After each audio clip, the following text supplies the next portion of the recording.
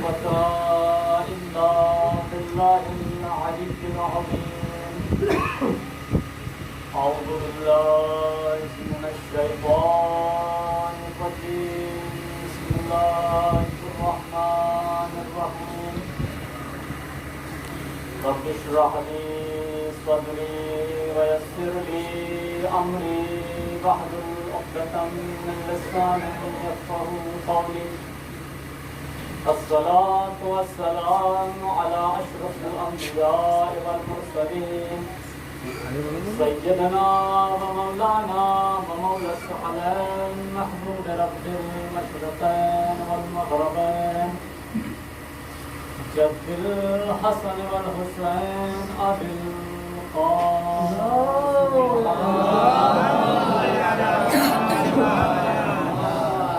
وعلى أهل بيته الطيبين الطاهرين المعصومين المظلومين المنتقبين المنتجبين ولعنة الله على أعدائهم أجمعين من الآن إلى قيام يوم الدين.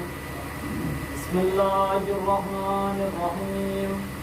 إنما يريد الله ليذهب عنكم الرجس أهل البيت ويطهركم تطهيرا.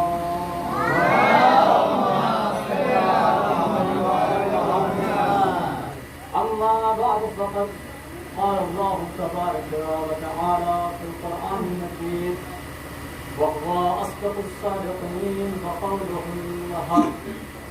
بسم الله الرحمن الرحيم. إني جاعل في الأرض خليفة.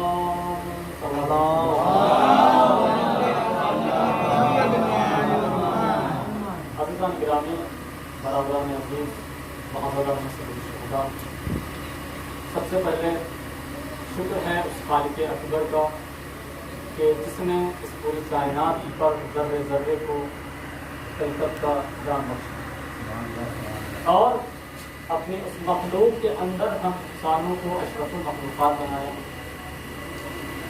اور اسی وجہ سے ہم پر بھی لازم ہے، ہم پر بھی واجب ہے، ہم پر بھی ضروری ہے کہ جس طریقے سے اس اللہ نے ہمیں اس دنیا کے اندر افضلیت بخشی ہے، ہمارا لازمہ یہ ہے کہ ہم اس اللہ کا شکر بھی اولاً انجام دیں.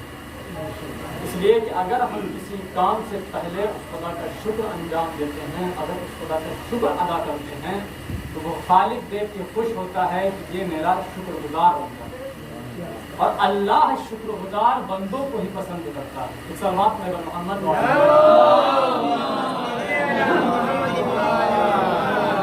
آپ کے سامنے قرآن مجید کی بہت مشہور اور بہت معروف آیت پڑھنے کا شرف حاصل کیا، جس میں خدا متعال قرآن مجید میں ارشاد فرما رہا ہے انی جاعل فی الارض خلیفہ، میں روئے زمین کے اوپر اپنا خلیفہ بنانے والا. میں نے 6 محرم کو ایک مجلس پڑھی تھی سرزمین کیری کے اوپر، مولانا فیصل آغا صاحب کے. میرا دل یہ چاہ رہا تھا کہ میں اس مجلس کو دوبارہ ریپیٹ کروں، اس لیے کہ کچھ باتیں اس میں رہ گئی تھی، کچھ موضوعات اس کے اوپر رہ گئے تھے. لہٰذا کوشش کروں گا کہ اسی موضوع کے اوپر وہی چیزیں عرض کی جائیں اور جو چیزیں چھوٹ گئی تھیں ان کو بھی عرض کر دیا جائے. ایک سلوات کا سارا دیتے جائے.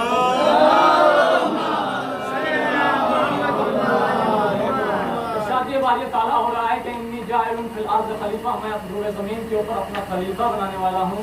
مجھے آپ کے سامنے پورا واقعہ نہیں پڑھنا ہے کہ اللہ نے یہ کب کہا، کس سے کہا، کیوں کہا، یہ نہیں پڑھنا ہے.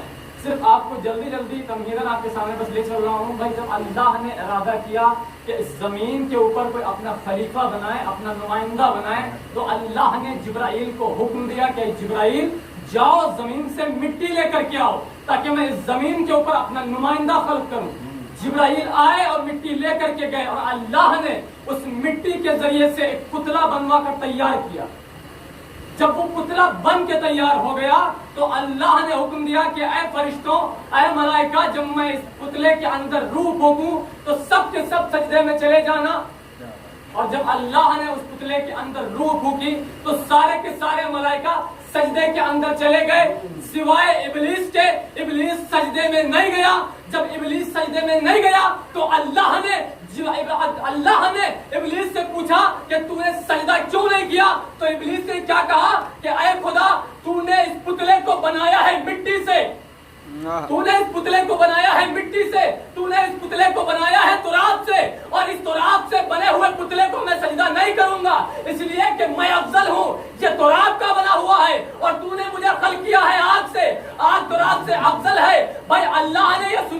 इबलीस को अपनी बारगाह से निकाल दिया। मैंने कहा परवरदिगारा, इबलीस तो तेरा बहुत ही फर्माबरदार बंदा है, बहुत इबादत गुजार बंदा है, बहुत तेरी नमाजें अदा करता है, आखिर तू अपनी बारगाह से क्यों निकालना है? तो अजब नहीं खुदावंद मुताला आवाज दे, तूने नहीं देखा क्या इबलीस ने इनकार किया है इस पुतले का, और पुतले को मैंने खल्क किया है तुराब से। तो भाई जुमला रोक के यहीं पे कह दो, जब तुराब का इनकार करने वाला इबलीस जन्नत से निकाला जा सकता है, तो अबू तुराब का इनकार करने वाला सलवात पे मोहम्मद।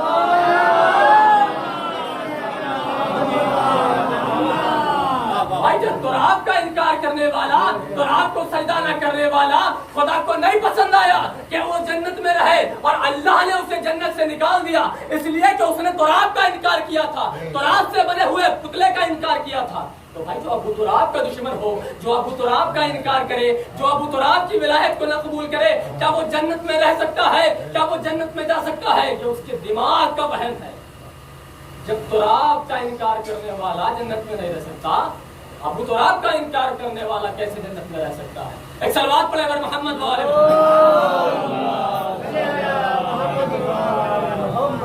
ज्यादा देर आपको रहमत के साए में नहीं रखना है, जल्दी जल्दी जो भी बातें यहाँ करनी है।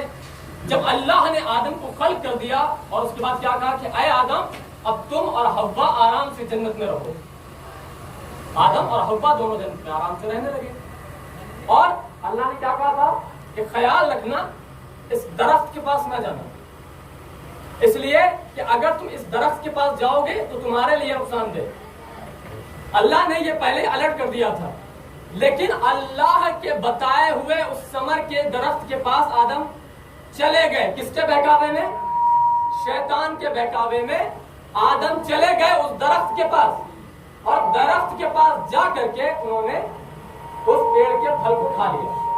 भाई यही तारीख के जुमले हैं ना। उस पेड़ के फल को खाया। अल्लामा मजलिसी किताब है हयातुल कुलूब, उसकी 3री जिल्द में नकल करते हैं कि वो जो दरख्त था वो दरख्त मंसूब था घराने ज़हरा से। तो बच्चे रहिएगा, वो दरख्त जो था वो मंसूब था आले मोहम्मद के घराने से, घराने ज़हरा से। और उसके बाद अल्लाह ने क्या कहा? आदम मेरी बारगाह से निकल जाओ, इसलिए कि तुमने इस दरख्त का फल खा लिया। तो भाई जो जनाबे ज़हरा का हक हस्ब करके बैठे हुए हैं, उनसे मुखातिब करके कहना चाहता हूं कि भाई जब आदम जैसा नबी अगर घराने ज़हरा के दरख्त का फल खा ले तो आदम को अल्लाह जन्नत से निकाल दे, तो भाई जो ज़हरा का हक हस्ब कर ले, एक सलवात पढ़े अगर मोहम्मद।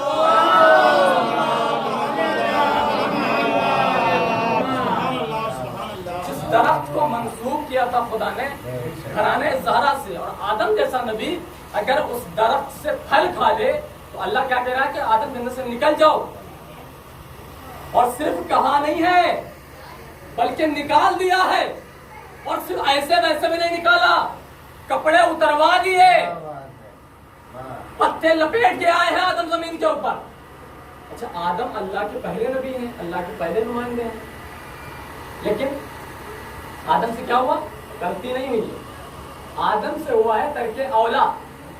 तवारीख के जुमले हैं, आदम से क्या हुआ है? तर्के औला। पता ये चला कि अगर तर्के औला को कोई नबी भी अगर छोड़ दे तो वो नबी भी जन्नत से निकाला जा सकता है। तो भाई हम भी तो जमाने को यही बताना चाहते हैं कि भाई औला के माने होते हैं बुलंद, और तर्क के माने होते हैं छोड़ने के।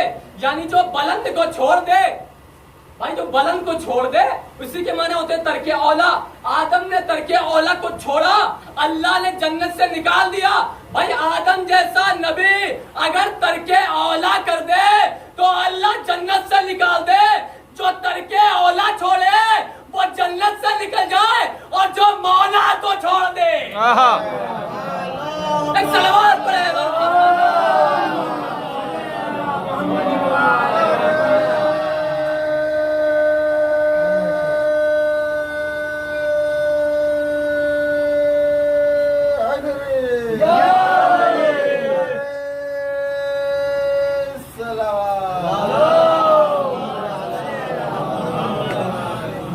पता ये चला कि अगर आदम जैसा नबी اگر ترک اولا کر دے، اولا کو چھوڑ دے، تو آدم جیسا نبی اولا کو چھوڑ کے جنت میں نہیں رہ سکتا. اللہ نے جنت سے نکال دیا تو بھائی جو مولا کو چھوڑ دے کیا وہ جنت میں جا سکتا ہے؟ جو اولا کو چھوڑ کے جنت میں نہیں رہ سکتا وہ مولا کو چھوڑ کے کیسے جنت میں رہ سکتا ہے؟ اچھا اس کے بعد کیا ہوا؟ جب آدم سے غلطی ہوئی، ترک اولا ہوا، تو آدم نے گریہ کیا، پروردگار کے سامنے معافی تلافی کی، گریہ کیا. اور اس کے بعد جب اللہ نے کہا جنت سے نکل جاؤ تو آدم نے تب بھی گریہ کیا. اور جب آدم جنت سے نکل رہے تھے آدم نے تب بھی گریہ کیا. جب زمین کے اوپر آ گئے تب بھی گریہ کیا. جب ہوا سے بچھڑ گئے تب بھی گریہ کیا. متوجہ رہیے گا، ذہن میں رکھیے گا. یعنی آدم جب بھی کوئی مرحلہ آیا، جب بھی کسی پریشانی میں گرفتار ہوئے، جب بھی رنج و مصیبت میں گرفتار ہوئے، آدم نے گریہ کیا. اور دوسری طرف شیطان اللہ کا انکار کیا لیکن اکڑا رہا. اللہ نے کہا جنت سے نکل جاؤ، جنت سے نکل آیا لیکن اکڑا رہا. دنیا میں آ گیا لیکن پھر بھی اکڑا رہا. ایک طرف آدمیت کا تقاضا، دوسری طرف شیطانیت کا تقاضا. آدم ہر جگہ پر گریہ کرتے رہے، شیطان ہر جگہ پر اکڑا رہا. تو بھائی ہم بھی یہی بتانا چاہتے ہیں کہ بھائی جو رو دے اس کا تعلق آدمیت سے ہے، اور جو اکڑ جائے اس کا تعلق شیطانیت سے ہے.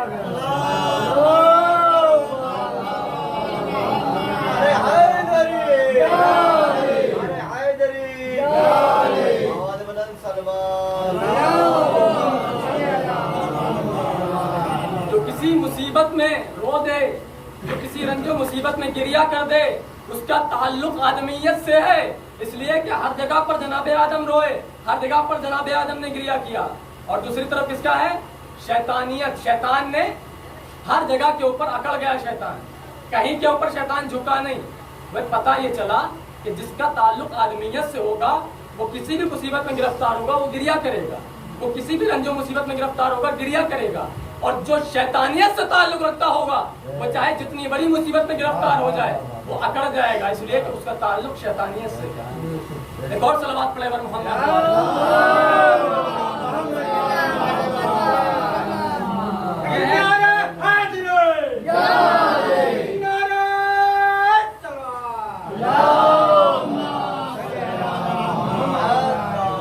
ایک طرف آدم کا سلسلہ اور ایک طرف شیطان کا سلسلہ.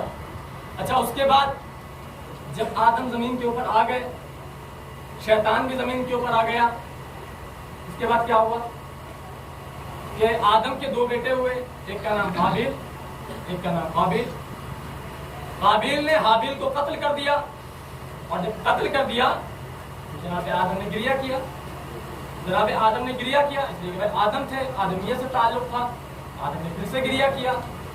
جب قابیل نے حابیل کو قتل کر دیا تو جناب آدم نے حابیل کی قبر بنائی اور اس حابیل کی قبر کے اوپر گریہ کیا اور قابیل کے اوپر لعنت کی. قابیل کے اوپر لعنت کی.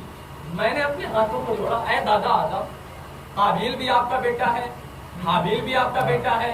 ایک کے اوپر آپ گریہ کر رہے ہیں، ایک کے اوپر آپ لعنت کر رہے ہیں. وجہ تو بتا دیجئے.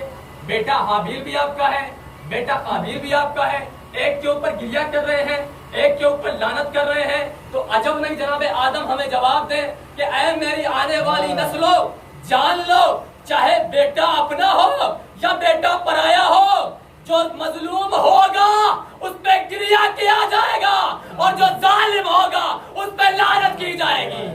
سلوات پڑھے بر محمد. نعرے حیدر، حیدر، آواز بلند خواندن ذرا پہ صلوات. قابیل جو تھے وہ مظلوم تھے، ان کے اوپر ظلم ہوا تھا، اور قابیل ظالم تھا، قابیل نے ظلم کیا تھا.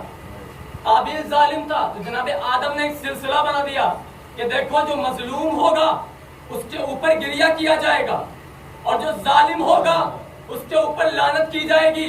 آدم نے جو سلسلہ رائج کیا تھا وہ سلسلہ آج تک کے چلا آیا، اور اسی سلسلے کو ہم آج تک کے عام کر رہے ہیں اور فرش اعضا بچھا کے یہی تو بتاتے چلے آ رہے ہیں کہ حسین مظلوم تھے، یزید ظالم تھا. ایک اور صلوات پڑھے بر محمد. حسینیت زندہ باد، حسینیت زندہ باد، یزیدیت مردہ باد، یزیدیت مردہ باد. ایک نعرہ حیدر، نعرہ تلوار. بھائی اسی آدم کے رائج کیے ہوئے سلسلے کو ہم بڑھاتے چلے آ رہے ہیں اور فرش عزا کو بچھا کے یہی پیغام دے رہے ہیں کہ حسین مظلوم تھے اور حسین کے اوپر ظلم کرنے والا جو تھا وہ یزید. اور جو آدم نے جیسا کہ ہمیں بتایا کہ مظلوم کے اوپر گریہ کیا جائے گا اور آج بھی حسین کے اوپر گریہ کیا جائے گا. اور جو ظالم تھا اس کے اوپر لعنت ہوتی رہے گی. جو ظالم تھا اس کے اوپر آج بھی لعنت کی جا رہی ہے. اب جو یزید کو رضی اللہ کہہ رہے ہیں ان کا تعلق بھی آدمیت سے نہیں ہے، ان کا تعلق شیطانیت سے ہے. اس لیے کہ اگر ان کا تعلق آدمیت سے ہوتا تو وہ آدم کے رائج کیے ہوئے سلسلے کو لے کے چلتے اور یزید کے اوپر بھی ظلم لعنت کرتے. اس لیے کہ یزید بھی ظالموں میں آتا ہے، اس لیے کہ یزید نے ظلم کیا تھا حسین کے اوپر. اور جیسا کہ جناب آدم نے بتایا تھا کہ مظلوم کے اوپر گریہ کیا جائے گا اور ظالم کے اوپر لعنت کی جائے گی. ایک اور صلوات پڑھے محمد.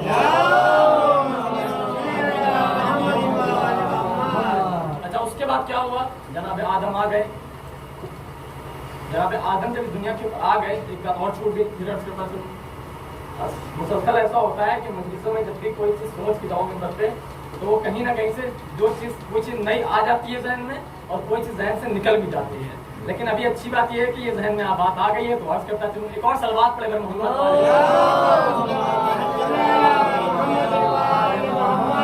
جب جناب آدم اس دنیا کے اوپر آئے تو جناب حوا اور جناب آدم ایک جگہ پر نہیں آئے. حوا کہیں اتاری گئی ہیں، آدم کہیں اتارے گئے ہیں. عالم یہ ہے کہ اب آدم گریہ کر رہے ہیں کہ یا پروردگارہ یا اللہ حوا سے ملا دے، اور حوا گریہ کر رہی ہیں اے پروردگارہ آدم سے ملا دے. ایک طرف آدم گریہ کر رہے ہیں، ایک طرف حوا گریہ کر رہی ہیں. اور فریاد کیا ہے؟ آدم کہہ رہے ہیں کہ حوا سے ملا دے، حوا کہہ رہے ہیں کہ آدم سے ملا دے. گریہ کر رہے ہیں، ملنے کی دعائیں کر رہے ہیں، لیکن دعائیں قبول نہیں ہو رہی ہیں. جب زمانہ گزر گیا گریہ کرتے کرتے تو ایک مرتبہ جبرائیل نازل ہوتے ہیں آدم کے پاس اور کہتے ہیں اے آدم ایسے دعائیں نہ مانگو، ایسے تمہاری دعائیں مستجاب نہیں ہوں گی، ایسے تمہاری دعائیں قبول نہیں ہوں گی، بلکہ ان کا صدقہ لگا کے دعائیں مانگو جن کا نور اللہ نے تمہیں آسمانوں میں دکھایا تھا. ایک مرتبہ آدم نے اپنے جملوں کو بدلا اور آدم نے دعا کرنا شروع کیا اے پروردگارہ حسن کے واسطے حوا سے ملا دے، اے پروردگارہ علی کے واسطے حوا سے ملا دے، اے پروردگارہ زہرا کے واسطے حوا سے ملا دے، اے پروردگارہ محمد کے واسطے حوا سے ملا دے، اے پروردگارہ حسین کے واسطے حوا سے ملا دے.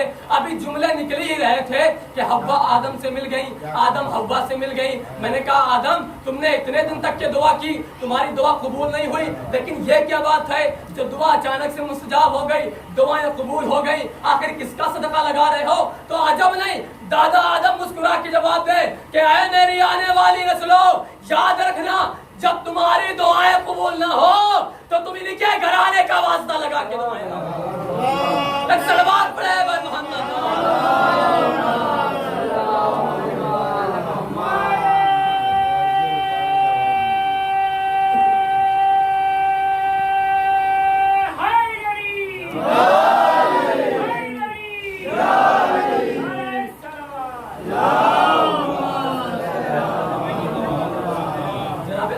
سلسلہ بنا کے چلے گئے کہ اے میری اولادوں، اے میری آنے والی نسلوں یاد رکھنا جب تمہاری دعائیں کبھی قبول نہ ہو تو تم حسن کا واسطہ دے کر کے دعا مانگنا، تم حسین کا واسطہ دے کر کے دعا مانگنا، تم زہرا کا واسطہ دے کر کے دعا مانگنا، تم علی کا واسطہ دے کر کے دعا مانگنا، تم محمد کا واسطہ لگا کر کے دعا مانگنا.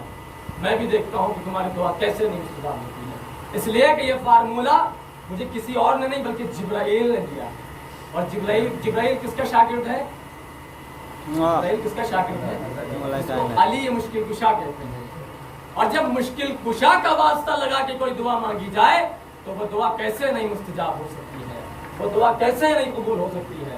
اس لیے کہ علی اس ذات کا نام ہے جو ہر ایک کی مشکل کشائی کرتا ہے. وہ چاہے انسان ہو، چاہے وہ نبی ہو، چاہے وہ ملائکہ ہو، چاہے وہ فقیر ہو، چاہے وہ امیر ہو، ہر ایک کا مشکل کشا ہے جس کو علی کی ابن ابی طالب کہتے ہیں۔ ایک اور صلوات پڑھے بر محمد۔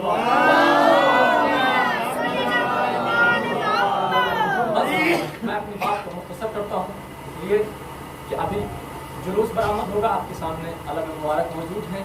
میں نہیں چاہتا ہوں کہ میں آپ کا زیادہ وقت لوں اور اپنی بات کو یہیں سے اختتام کی طرف لاتا ہوں۔ اور اس سے پہلے کہ میں اس منبر سے اتروں، سب سے پہلے آپ حضرات کو بہت شکر گزار ہوں کہ آپ میرے غریب خانے کے اوپر آئے اور اس فرش عزا کے اوپر ہمارے ساتھ شامل ہوئے، بیوی کو ان کا تحفہ دینے کے لیے۔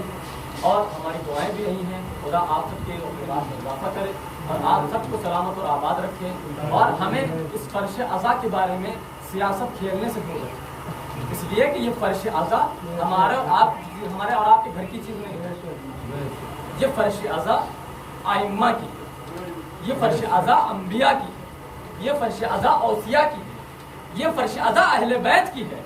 اگر ہم باہر کی طرح اس فرش عزا کے اوپر بھی اگر سیاست کھیلنے لگے، واقعی یہ افسوس کا مرحلہ ہو، یہ افسوس کا مقام ہو۔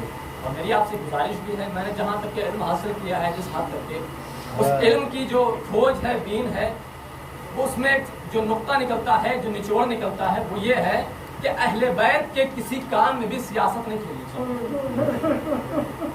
اس لیے کہ دیکھیں ہمارا اور آپ کا عقیدہ یہ ہے کہ اس فرش عزا کے اوپر ہم اور آپ نہیں آتے ہیں، بلکہ جب اس فرش عزا کو بچھایا جاتا ہے تو اس فرش عزا کے اوپر اہل بیت آ جاتے ہیں، اس فرش عزا کے اوپر انبیاء آ جاتے ہیں، اس فرش عزا کے اوپر ملائکہ نازل ہو جاتے ہیں۔ اب اگر ہم گناہگار انسان اس فرش عزا کے اوپر بھی سیاست کھیلنے لگیں، ان کی فرش عزا میں ہم نہیں جائیں گے، ان کے جلوس میں ہم نہیں جائیں گے، ان کے علم میں ہم نہیں جائیں گے، یہ افسوس کا مقام ہے کہ ہم اپنے آپ کو عزادار کہیں اور عزادار سید الشہداء میں بھی ہم سیاست کریں، واقعی افسوس کا مقام ہے۔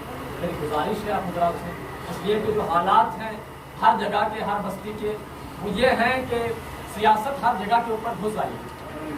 جو ابو سفیان کا یہ جو چلا آ رہا ہے سلسلہ سیاست کا، وہ ابو سفیان کا جو سلسلہ سیاست کا ہے وہ اس فرش عزا کے اندر بھی داخل ہو گیا۔ لہٰذا ان حضرات سے دور رہیں جو اس فرش عزا کے اندر سیاست پیدا کر رہے ہیں۔ چار مصرے شاعر کہتا ہے کہ زہرا کے دشمنوں کی وکالت نہ کیجیے، حق بات میں کبھی بھی مربت نہ کیجیے، اور اگر یہ یقین ہے آتے ہیں مجلس میں اہل بیت، پھر بیٹھ کے یہاں پہ سیاست نہ کیجیے۔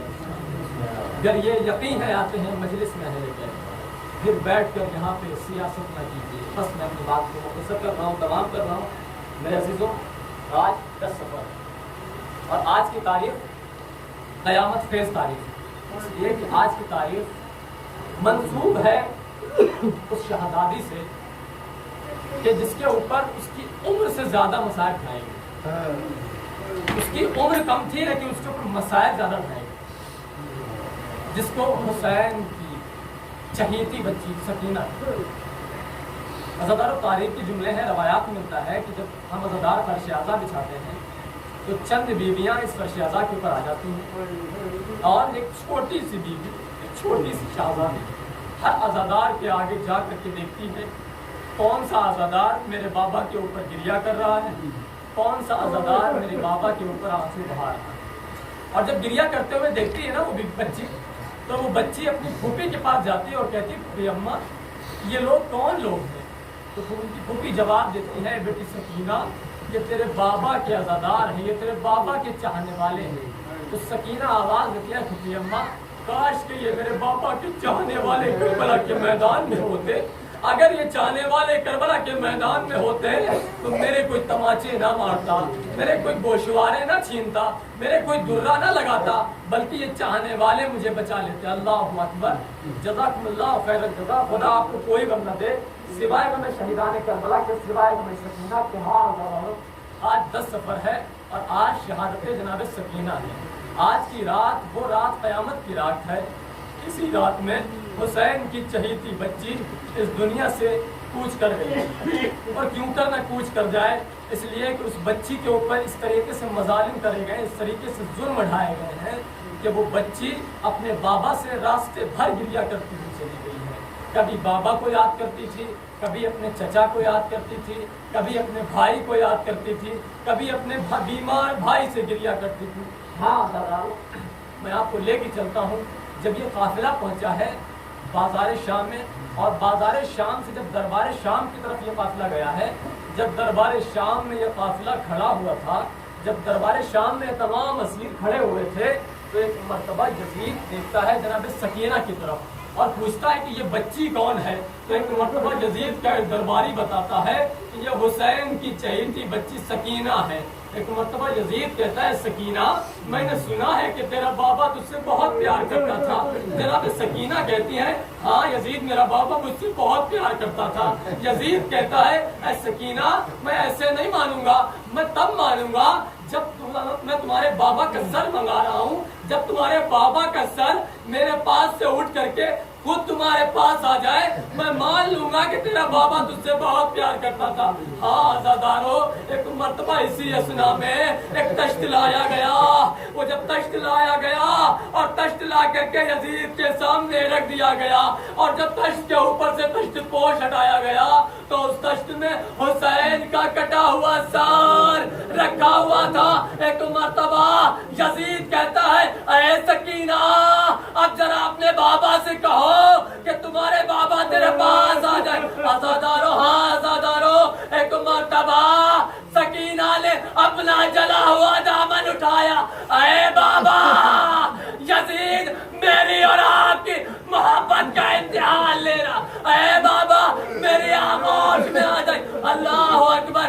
آزادارو، تاریخ کے جملے ہیں، حسین کا کٹا ہوا سر تشت سے بلند ہوا، حسین کا کٹا ہوا سر تشت سے بلند ہوا، سکینہ کی آغوش میں آیا۔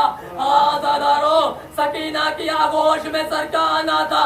سکینہ نے بیان کرنا شروع کیے، اے بابا آپ کے بعد تماچے مارے گئے، درے لگائے گئے، گوشوارے چھینے گئے۔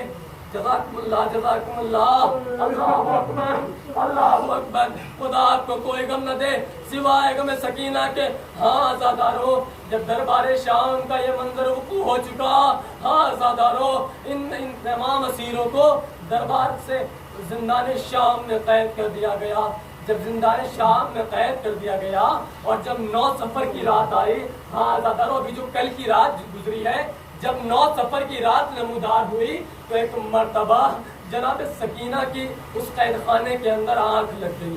آزادارو، جب جناب سکینہ کی آنکھ لگ گئی تو جناب سکینہ خواب میں دیکھتی ہے کہ میرا بابا آیا ہے اور میرا بابا مجھ سے کہہ رہا ہے اے سکینہ میں تمہیں لینے کے لیے آیا ہوں، اے سکینہ اب تمہارے اوپر ظلم نہیں ہوں گے، اے سکینہ اب تم نے بہت مصیبتیں برداشت کر لی، اے سکینہ میں تم کو لینے کے لیے آیا ہوں۔ ہاں آزادارو، ابھی یہ جب خواب دیکھا جناب سکینہ کی آنکھ کھل گئی۔ جب جناب سکینہ کی آنکھ کھلی، ایک مرتبہ حسین کی وہ بچی گریا کرنے لگی، چیخ چیخ کے رونے لگی، اپنے پھوپھی سے سارا خواب بیان کیا۔ ہاں آزادارو، جب سکینہ کا خواب سنا تو قید خانے کے اندر رونے کی آوازیں بلند ہونے لگی، تمام بیویاں گریا کرنے لگی۔ ہاں آزادارو، حسین کی تمام اسیر جب گریا کرنے لگے تو ایک مرتبہ رونے کی آوازیں یزید تک کے پہنچ گئی۔ جب یزید نے آوازیں سنی تو دریافت کیا کہ آخر وجہ کیا ہے، رونے کا ریزن کیا ہے، تو بتایا گیا کہ حسین کی بچی نے خواب دیکھا ہے،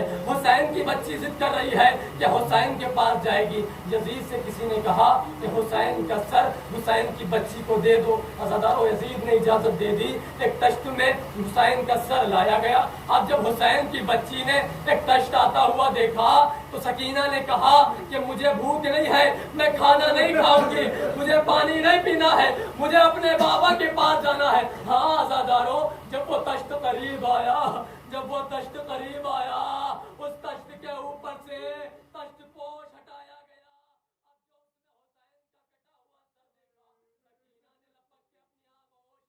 بابا کا سر لے لیا۔ اب جو بابا کا سر آغوش میں آیا، سکینہ نے پھر گریا کرنا شروع کیا، شکایتیں کرنا شروع کی، اے بابا آپ کے بعد گوشوارے چھن گئے، اے بابا آپ کے بعد تماچے مارے گئے، اے بابا آپ کے بعد درے لگائے گئے۔